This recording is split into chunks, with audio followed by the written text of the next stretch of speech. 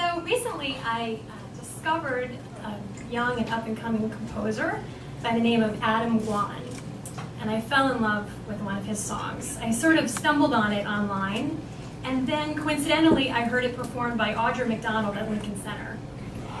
So it's from a show that Adam wrote called Ordinary Days.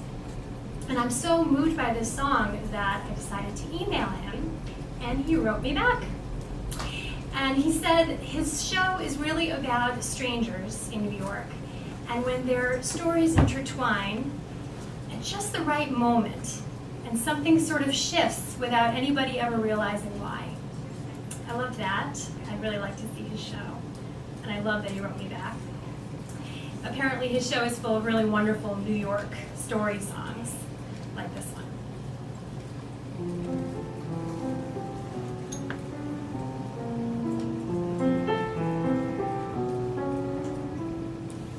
We met, of all places, in front of Gristedes, some freakishly cold winter's day.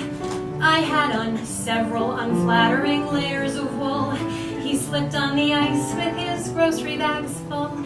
So I rescued some Fruit Loops he dropped by the curb, and he made some remark that my smile was superb. I thought that was sweet, so I started to go, and he said, "Hey, what you doing tomorrow? Because I'll be here at the corner of Bleecker and Mercer tomorrow at 7.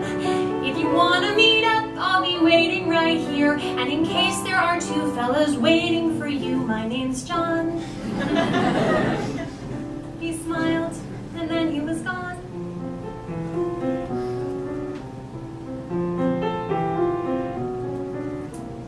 Needless to say, I went back there to meet him, mostly to see if he'd show. And there he was, out in the cold with his jacket pulled tight. He took me to dinner and kissed me goodnight. The next week we went to this terrible play, and the week after that drank hot chocolate all day. And then suddenly 8 or 9 months had gone by when he said, "Hey, what you doing the rest of your life?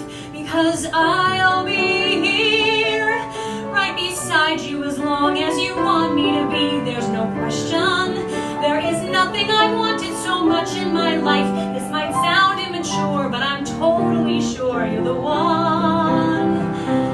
And we had just begun.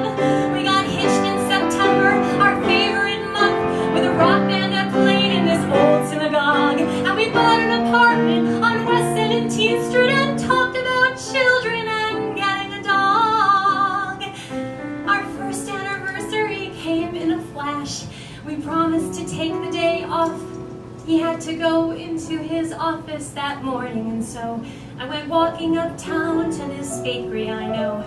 When I heard on the street what I thought was a joke, till I noticed the sirens and saw all the smoke.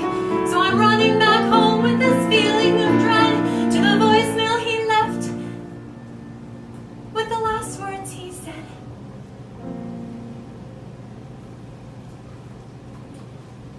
"I'm sorry, I don't mean to ruin your evening by bringing up all of this stuff. You're probably wondering why I even called you tonight.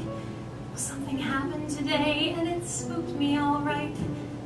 I saw a storm cloud of papers fall down from the sky, and I thought of that day, and I started to cry. When as sure as I breathe, I heard John clear as day, saying, 'Hey, you're allowed to move on. It's okay. Because I'll be here. Even if you decide to get rid of my favorite sweater. Even if you go out on my birthday this year, instead of sitting at home watching all of life's moments pass by. You don't have to cry, because I'll be here when you start going back to the places we went to together. When you take off my ring and you let yourself smile. When you meet someone handsome and patient and true. When he says that he wants to be married to you. When you call him one night and he meets you downtown, and you finally answer him yes.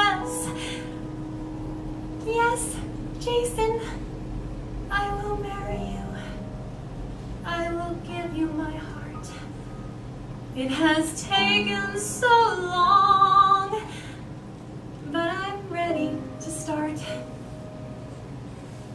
Right now, John's whispering congrats in my ear, 'cause I finally let myself tell you that I